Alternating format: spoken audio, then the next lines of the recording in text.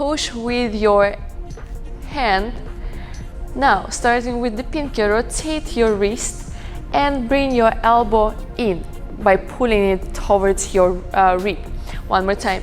Push the palm away, pinky and all your fingers in rotation, and pull your elbow back. And one more time, push with your palm away, rotate your fingers and pull your elbow in. You also can challenge yourself by using your both arms at the same time. Push your hands and your palms away. Rotate nicely your wrist and bring your arms in towards your body. And again, push, rotate and bring your elbows in.